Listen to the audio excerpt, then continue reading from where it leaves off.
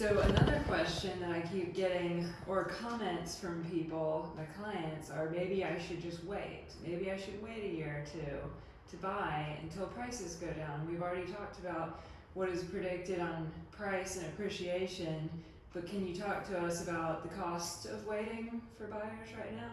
Yeah, Kristen, I can hit on that. So going back to the bubble talk, going back to some of the rumors we're hearing out in the marketplace, really there is going to be a cost to wait for that bubble to, so to speak, burst. And what that might look like, let's take a $450,000 house for example, with a rate right now of 3%. That's kind of what we're seeing in terms of, the rate environment. That's one piece of it.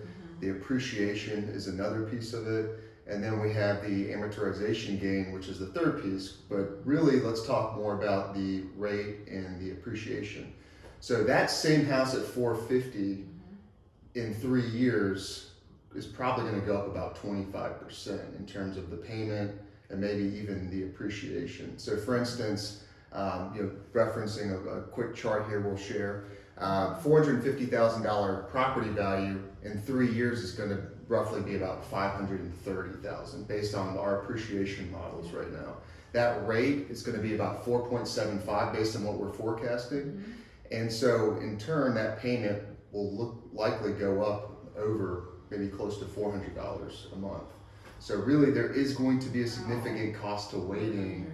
Yeah, so if anybody's on the sidelines kind of waiting for those prices to go down, to Tripp's point earlier, we're probably not going to see that happen, but you're also going to risk a lot of money, that you're going to be spending on buying a house at a higher peak value, and the rate environment also playing into that monthly payment. Yeah, I'd add this, from an interest rate environment, you look back pre-COVID, you look at the winter of 17, and into really the winter of 18. Our interest rate environment was a rising market then.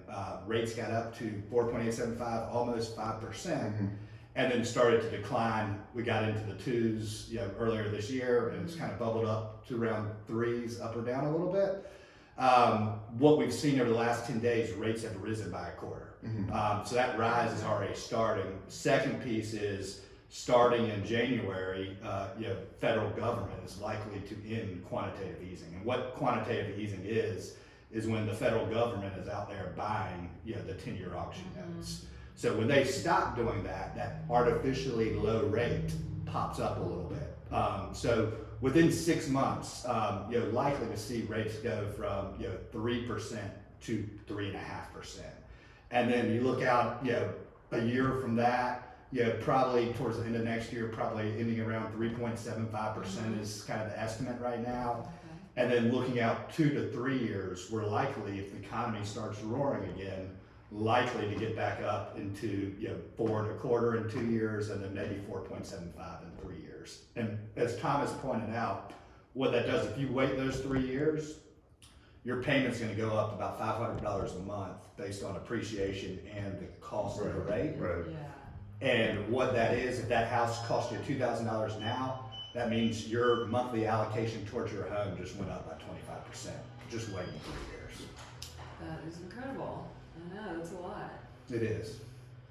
So the moral of the story is you probably need to consider buying now, because the values are not going down and the rates are projected to go up. If your main reason for not buying right now is, I want to find something that might be more reasonable, maybe I'm just going to wait for more inventory, we're just likely not going to see that happen, and not only that, but it's going to cost you in the long run.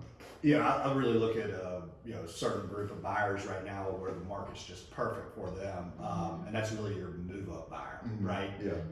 There is not a better time that we've seen in the last 15 years for you to switch from one asset to the other right now. So if you're thinking about growing a family, needing more space, needing to put an office in your house, there's not a better time to exchange properties right now, because these rates, we will most likely not see those rates ever again. And if we do, it's bad news. thank you guys. Yeah. Absolutely, Kristen.